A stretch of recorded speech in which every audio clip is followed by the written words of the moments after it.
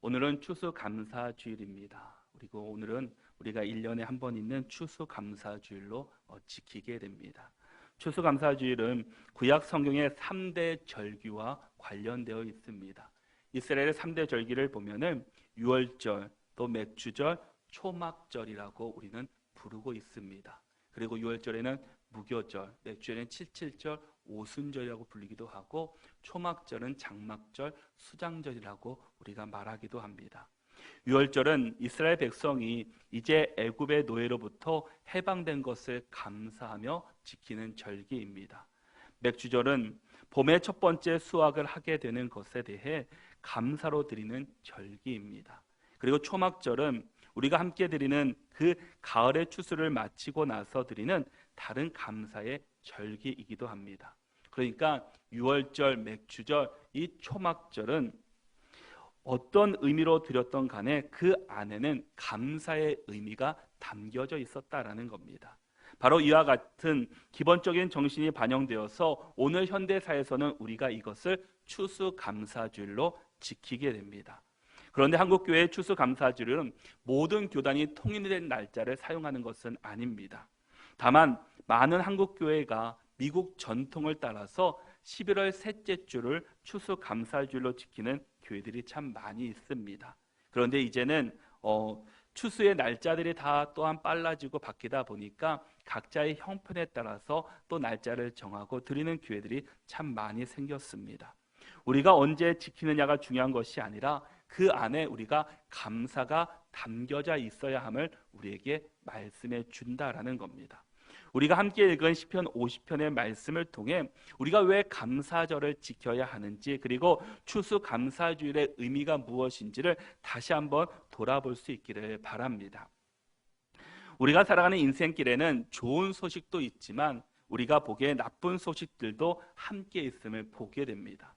언제나 좋은 일만 일어날 수 없고 늘 나쁜 일만 일어나는 것이 아니다라는 겁니다. 전도서 말씀을 보면은 하나님께서 좋은 일과 나쁜 일을 모두 허락하셔서 우리 인생을 이끌어 가신다라고 말씀해 주고 있습니다. 좋은 일과 나쁜 일, 행복과 불행, 또 밝은 날과 어두운 날이 언제나 우리 인생 가운데 함께하고 있다라는 겁니다. 항상 좋기만 하고 항상 나쁘기만 한 것은 결코 아닙니다. 이 두 가지가 항상 공존하면서 우리는 이 세상을 살아가고 있습니다. 그것이 인생이라는 것을 또한 우리는 깨닫게 됩니다. 그러므로 어떤 일이 일어나든 우리는 늘 밝은 쪽, 또 좋은 일 쪽으로 우리는 생각하고 또한 배워야 할 것입니다. 그리고 감사할 수 있을 때 우리의 인생은 더 밝게 전진해 나갈 것입니다. 우리는 좋은 일에만 감사하는 것이 아니라 나쁜 일에도 감사할 수 있어야 합니다. 이 나쁜 일이 도리어 좋은 일로 바뀔 수 있기 때문입니다. 그래서 범사의 모든 일에 감사라고 하셨을 때 이 모든 일은 인하여로 인해서 감사하는 것이 아니라 모든 일 가운데 감사하라는 겁니다. 나쁜 일이 일어났는데 어떻게 감정이 감사하게 느낄 수 있겠습니까? 그런데 나쁜 일 가운데서도 감사하라라는 겁니다. 그럴 때 우리의 인생은 앞으로 전진해 갈 수 있기 때문입니다. 그래서 에베소서 5장 20절의 말씀을 보시면 범사에 우리 주 예수 그리스도의 이름으로 항상 아버지 하나님께 감사하며 라고 말씀합니다. 범사에 아버지 하나님께 감사하라라는 겁니다. 우리가 기쁠 때만 감사하는 것이 아니라 이 범사의 아버지께 감사라는 것은 기쁠 때도 감사하고 슬플 때도 감사하고 또한 내 상황이 또 나쁠 때에도 늘 감사하며 살아가는 것을 범사에라고 말합니다. 그러기에 우리가 감사할 때 우리가 행복해지고 기쁨이 가득 넘칠 수 있다라는 겁니다. 오늘 시편 50편의 이 말씀은 다윗의 시가 아니라 아삽의 시입니다. 이 시편의 많은 시편이 다윗의 시이지만 또 다른 사람이 쓴 시들도 있습니다. 특별히 오늘 시편 50편은 아삽이라는 사람이 기록한 시입니다. 이 아삽은 찬양 대장, 찬양 인도자, 예배 인도자였습니다. 예배에 대해서 누구보다 잘 알고 있는 사람입니다. 그래서 시편 50편의 말씀에서 아삽이 말하기를 이 14절에서는 감사로 하나님께 제사를 드리며 23절에서는 감사로 제사를 드리는 자가라고 말씀해 주고 있습니다. 하나님께서 기뻐하는 예배는 어떤 예배인가? 감사로 드리는 예배였다라는 겁니다. 이 시간 우리 모두가 감사로 예배를 드려서 하나님의 은혜를 경험하는 귀한 시간들이 될 수 있기를 바랍니다. 우리 오늘 1절 말씀을 같이 한번 읽어보도록 하겠습니다. 함께 읽겠습니다. 전능하신 이 여호와 하나님께서 말씀하사 해 돋는 데서부터 지는 데까지 세상을 부르셨도다. 아멘. 시편 50편의 시작을 보니까 하나님께서 온 세상 사람들을 부르시는 것으로 시작하고 있습니다. 해 뜨는 곳에서부터 시작해서 해 지는 데까지 온 세상의 모든 사람을 하나님께서 불러주셨습니다. 왜 부르셨습니까? 7절의 말씀을 보니까 내 백성아 들을지어다 내가 말하리라 이스라엘아 내가 내게 증언하리라 나는 하나님 곧 내 하나님이로다 라고 말씀합니다. 하나님께서 모든 사람을 부르신 것은 나는 하나님 곧 내 하나님임을 증거하시기 위함이었다라는 겁니다. 이 말씀을 가만히 읽어보면 이 말씀조차가 바로 예배에 관한 말씀입니다. 무엇이 바른 예배인지에 대해서 하나님이 친히 온 세상 사람들에게 말씀해 주시고 우리에게 가르쳐 주셨습니다. 하나님이 부르셔서 우리가 예배 자리에 나왔는데 이 예배 자리에서 우리가 어떤 모습으로 어떻게 예배를 드려야 하냐라는 겁니다. 바른 예배라는 것은 무엇이냐? 하나님께서는 두 가지 핵심적인 말씀을 하십니다. 첫 번째는 감사로 드리는 예배이고 두 번째는 바른 행실로 드리는 예배다라는 겁니다. 우리 14절과 15절의 말씀을 같이 한번 읽어보겠습니다. 14절과 15절 말씀 함께 읽겠습니다.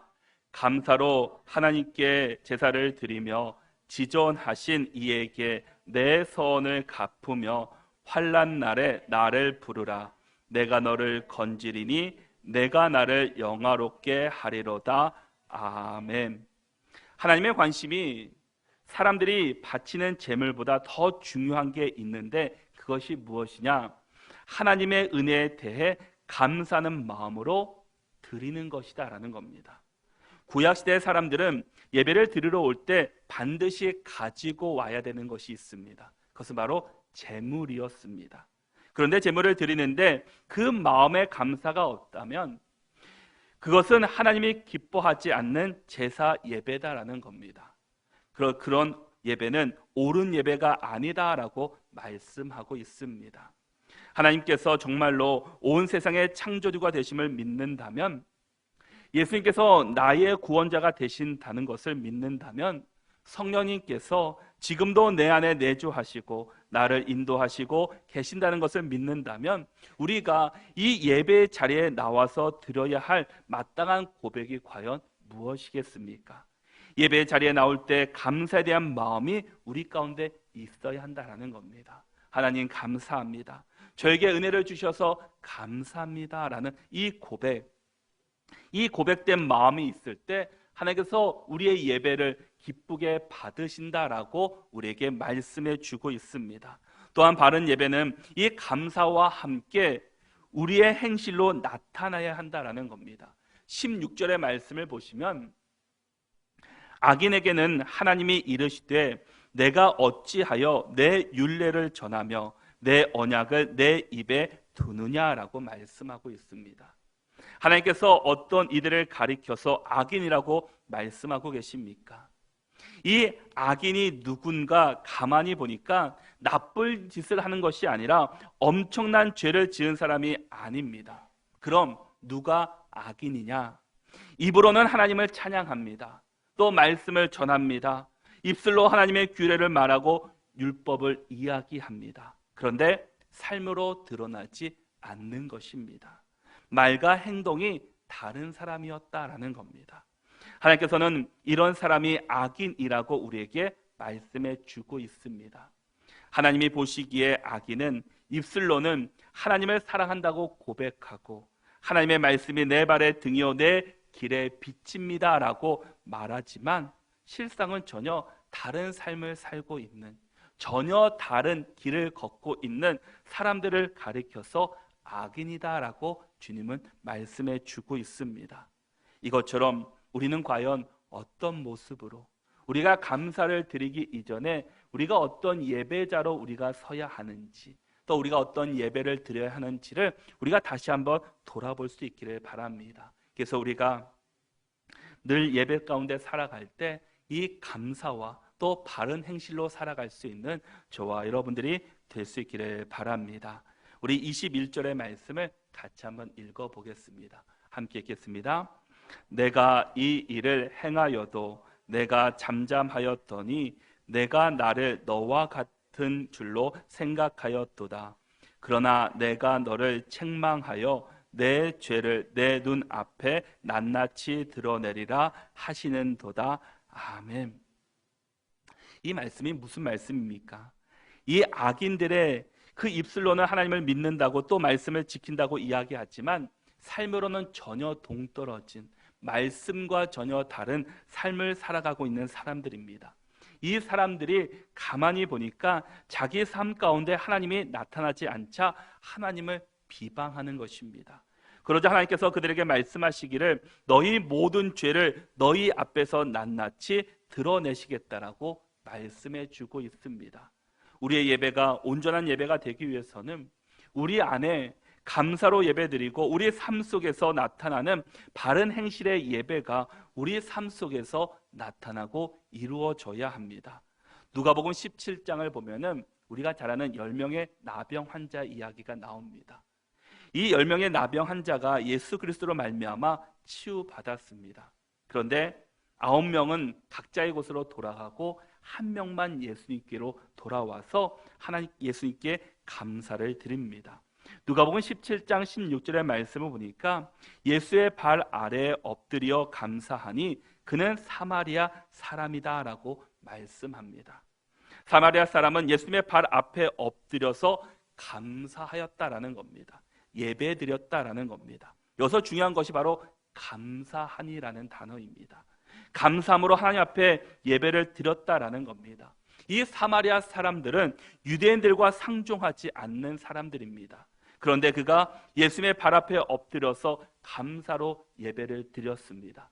감사로 주님 앞에 나갔을 때 이 사마리아 사람이 앞으로 어떻게 되었습니까? 하나님의 놀라운 축복과 은혜를 그가 경험하며 그의 인생이 바뀌게 되었습니다. 우리의 예배의 모습, 우리의 자세가 감사함으로 예배를 드릴 때 우리도 하나님의 놀라운 은혜를 경험할 수 있다라는 겁니다. 매일 드리는 것이고 매주 나와서 예배를 드리지만 그곳에 감사가 없다면 우리의 예배는 허공을 치는 이 메아리와 같다라는 겁니다. 우리 안에 감사가 회복되기를 축복합니다. 우리의 예배가 늘 감사함으로 주 앞에 나갈 수 있기를 바랍니다. 그런데 우리가 매일 감사하는 마음을 갖는다는 것은 사실 쉽지만은 않습니다. 그러면 우리가 어떻게 감사할 수 있겠습니까? 우리 22절의 말씀을 같이 한번 읽어보겠습니다. 함께 읽겠습니다. 하나님을 잊어버린 너희여 이제 이를 생각하라. 그렇지 아니하면 내가 너희를 찢으리니 건질 자 없으리라. 아멘. 잊었다라는 말은 히브리어로 샤카흐입니다. 이 말은 있다는 뜻과 함께 무시하다라는 뜻을 그 안에 담고 있습니다. 하나님을 잊어버렸다라는 것은 삶 속에서 하나님을 기억하지 않고 하나님 없이 살 수 있다라는 이 교만한 마음이 우리의 생각과 우리 것을 붙잡고 있다라는 겁니다. 하나님의 능력을 무시하는 그 삶의 의미를 나타내고 있습니다. 하나님을 잊는다는 것은 내가 가진 모든 것이 하나님께로부터 그 왔음을 잊는다는 뜻이며 결국 감사의 마음이 사라졌다라는 것을 의미합니다. 일상의 삶에서 주신 작은 것까지 감사하는 마음과 삶을 하나님께서는 원하고 계십니다. 그래서 하나님께서 우리에게 말씀하시기를 이를 생각하라 라고 말씀합니다. 지금까지 나에게 주신 은혜, 지금까지 나에게 베풀어 주신 그 은혜를 우리가 다시 한번 생각하자라는 겁니다. 지금까지 지켜주시고 인도해 주시고 붙잡아 주셔서 하나님의 은혜로 우리가 지금까지 왔는데, 지금 내 삶을 보니까 너무나 힘들고 어렵고 길이 보이지 않는 사방이 다 둘러싸인 그 환경 가운데 있다 할지라도, 우리가 환경을, 지금 상을 보는 것이 아니라 지금까지 나를 지켜주시고 인도해 주신 그 하나님의 은혜를 다시 한번 생각하자라는 겁니다. 그 하나님의 은혜를 다시 한번 생각할 때 우리 안에 다시금 사라졌던 그 감사의 마음이 다시금 일어날 수 있다라는 겁니다. 감사를 영어로 말하면 땡큐라고 이야기를 합니다. 이 땡크는 그 원이 think, 생각하다라는 그 어원에서 발생했다라고 이야기를 합니다. 우리가 감사한다는 것은 다시 말하면 생각한다라는 겁니다. 하나님께서 지금까지 우리에게 베풀어 주신 은혜를 다시 한번 생각하는 것이다 라는 겁니다. 환경에서 주는, 사람에게서 주는 감사가 아니라 하나님께서 나에게 주신 것을 생각하라라는 겁니다. 하나님께서 그 여러분들에게 주신 감사의 제목이 무엇입니까? 이 한 해 동안 나에게 주신 그 감사의 모습이 과연 무엇이겠습니까? 사실 어찌 보면 나에게 감사의 제목보다 아픔과 슬픔이 더 많은 사람도 있습니다. 그러나 분명하게 하나님께서는 우리에게 감사를 허락해 주셨습니다. 그리고 은혜를 분명히 허락해 주셨습니다. 이 시간 다시 한번 우리 그것들을 다시 한번 생각해 볼 수 있는 귀한 시간이 될 수 있기를 바랍니다. 우리가 삶 속에서 주는 풍성한 은혜로 인해서 하나님의 은혜를 잊어버릴 때가 너무나 많이 있습니다. 추수의 풍요로움 가운데 젖어서 세상에 빠져가지고 하나님을 잊어버릴 때도 있습니다. 그런 풍성한 추수 앞에서 하나님을 잊어버리지 말라는 것이 이 추수 감사절의 다시 또 하나의 의미이기도 합니다. 그래서 여러분, 우리가 생각하는 이 말을 다시 한번 되새길 수 있기를 바랍니다. 추수의 기쁨이 가득하지만, 풍요로움이 있지만 하나님께서 나에게 주신 그 은혜를 다시 한번 기억하고 생각하자라는 겁니다. 지금까지 나에게 주신 풍요로운 삶의 모습이 내가 잘해서 된 것도 아니고 내가 수고해서 노력해서 된 것도 아니라 이 모든 것이 하나님의 은혜였다라는 사실입니다. 하나님의 선물이었음을 우리가 잊지 말아야 합니다. 그래서 데살로니가전서 5장 18절에서도 범사에 감사라라고 우리에게 말씀하고 있습니다. 이것은 사도 바울이 일상 속에서 하나님을 기억하라는 뜻이고 늘 감사하며 살라라는 뜻입니다. 범사에 감사하는 것이 바로 하나님의 뜻이기 때문입니다. 그런데 우리가 늘 풍성한 삶을 사는 것은 아닙니다. 좋은 날도 있고 나쁜 날도 있습니다. 좋은 날에는 하나님을 더 생각하면 살 뿐 아니라 나쁜 날에는 어떻게 해야 되겠습니까? 15절의 말씀을 함께 읽어보도록 하겠습니다. 함께 읽겠습니다. 환난 날에 나를 부르라. 내가 너를 건지리니 내가 나를 영화롭게 하리로다. 아멘. 누구에게 부르짖으라고 말씀합니까? 하나님께 나와 부르짖으라라는 겁니다. 나에게 주신 하나님의 은혜로 기억할 뿐 아니라 내 환경이 어렵고 또 힘들다 할지라도 우리가 그 앞에 좌절하고 넘어지는 것이 아니라, 불평하는 것이 아니라 주 앞에 나와 부르짖으라라고 말씀합니다. 그럼 하나님께서 우리의 삶을 영화롭게 하신다라고 말씀하고 있습니다. 내가 잘 된다고 해서 교만할 것도 없고 내 상이 지금 좋지 않다고 해서 좌절할 것도 없다라는 겁니다. 이 모든 것이 하나님의 손에 달려있기 때문입니다. 그러기에 우리는 우리에게 주어진 삶 속에서 감사로 살아갈 수 있기를 바랍니다. 우리가 얼마든지 작은 것에도 감사할 수 있습니다. 내가 지금 공기를 마시면서 살아가고 있다는 것 자체만 해도 참 감사한 일입니다. 감사한다는 것은 다시 말한다면 우리의 생각을 바꾸는 것이다라는 겁니다. 우리가 감사하지 못하는 이유가 무엇입니까? 세 가지로 요약하면은 불평과 비난과 또 비교 때문에 그렇습니다. 그런데 이것은 우리의 생각을 바꾸면 다르게 보이는 것들입니다. 그래야만 감사가 생겨나게 되고 불평과 비교와 비난의 자리가 오히려 격려의 자리고 행복의 자리로 바뀌는 것을 우리가 경험하게 될 것입니다. 미국의 사우스 웨스트라는 곳에 국내선 항공사가 있습니다. 이 항공사의 창업자이자 경영인이었던 허브 켈러허는 이런 말을 해서 유명한 말을 남겼습니다. 함께 보시면, 감사할 줄 아는 사람이 반드시 성공할 수 있는 것은 아닙니다. 하지만 감사할 줄 모르는 사람은 절대 성공할 수 없다. 당연한 일은 줄고 감사한 일이 많아지고 있다면 당신은 반드시 성공할 것이다 라는 말을 남겼습니다. 여러분, 우리가 기억할 단어가 있습니다. 바로 당연한 일과 감사한 일입니다. 여러분에게는 어떤 말이 더 많이 있습니까? 내가 당연한 일, 그것들이 줄고 감사한 일이 많아질 때 우리의 삶이 반드시 바뀔 수 있다라는 겁니다. 우리가 당연한 일에 그 일로 인해서 우리가 살아가는 것이 아니라 하나님께서 주시는 감사한 일로 살아갈 수 있는 믿음의 성도들이 될 수 있기를 바랍니다.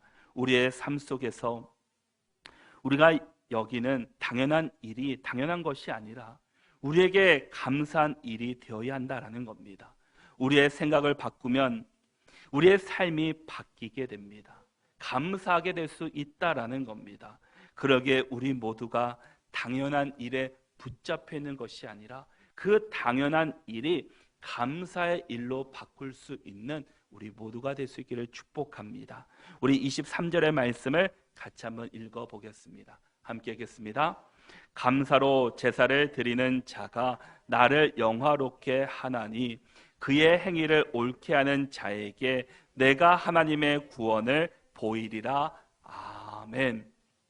여러분, 감사로 예배하는 자, 감사로 살아가는 자에게는 하나님께서 너희를 영화롭게 하시겠다라고 말씀합니다. 영화롭게 하시겠다는 말씀하는 것이 아니라 하나님의 구원을 너희들이 보게 될 것이다 라고 말씀해 주고 있습니다. 지금 이 시대는 감사가 점점 사라지는 시대입니다. 감사보다는 불평과 또 경쟁이 더 앞서는 시대입니다. 그러기에 이 감사가 사라지는 이 시대 속에서 우리가 다시 한번 하나님의 은혜를 기억하면서 범사에 감사하며 살아갈 수 있기를 바랍니다. 내 상황은 어렵고 힘들다 할지라도 나에게 주셨던 하나님의 은혜, 또 나에게 지금까지 이끌어 주셨던 하나님의 은혜를 우리가 다시 한번 기억하면서 불평과 불만이 또 다른 악한 것들이 다시 한번 감사로 바꾸고 행복으로 바뀔 수 있는 우리 모두가 될 수 있기를 축복합니다. 한 주간도 우리가 나에게 주신 감사의 제목을 생각하면서 이 추수감사주의를 정말 감사의 삶으로 바꾸고 감사하며 살아가는 저와 여러분들이 다 될 수 있기를 바랍니다.